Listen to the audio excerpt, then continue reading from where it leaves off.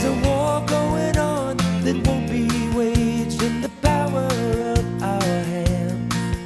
We can put our swords away, we can bow our heads and pray, and the gates of hell will never stand against us in that day, when the child of God begins to understand.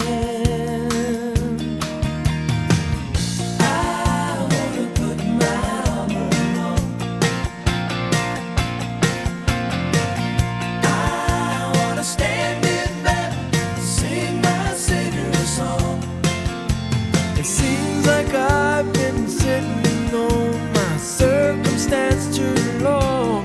Yeah, yeah. I wanna put my armor on.